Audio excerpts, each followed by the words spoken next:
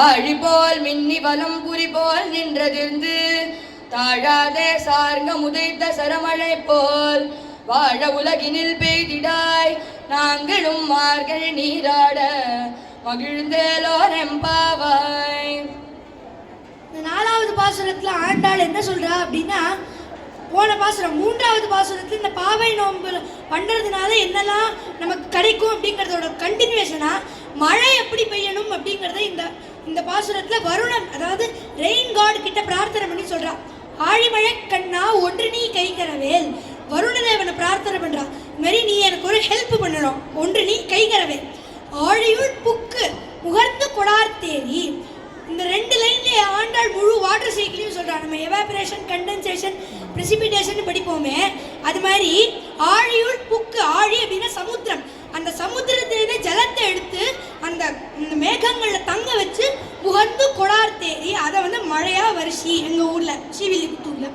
ஊழி முதல்வன் உருவம் போல் மெய்கருத்து, எல்லாத்துக்கும் காரணமா இருக்கிற அந்த பகவானோட உருவம் எப்படி கருத்து இருக்குமோ அது போல கருத்த மேகங்கள் வேண்டும், உருவம் போல் மெய்கருத்து.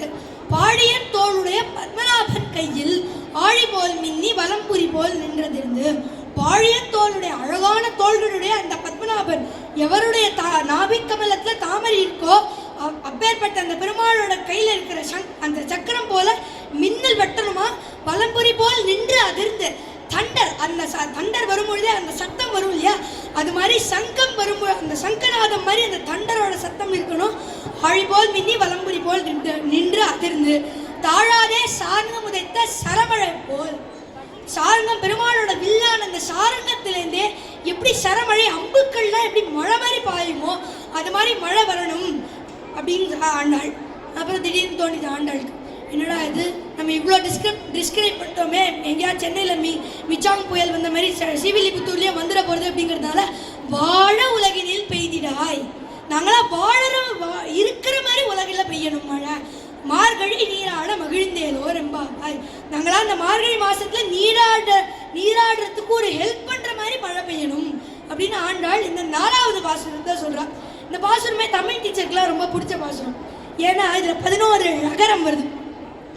ஆழி மழை கண்ணா ஒன்று நீ கைகரவேல் ஆழி உள்புக்கு முகர்ந்து கொடார்த்தேரி ஊழி முதல்வன் உருவம் போல் மெய்கெடுத்து பாழியம் தோளுடைய பத்மநாபன் கையில் ஆழி போல் மின்னி வலம்புரி போல் நின்றடிந்து தாழாதே சார்ந்தமுதைத்த சரமழை போல் வாழ உலகினில் பெய்திடாய் நாங்களும் மார்கழி நீராட மகிழ்ந்தேலோ ரெம்பாவாய் அப்படின்னு 11 நகரம் இந்த பாசுரத்தை வருது.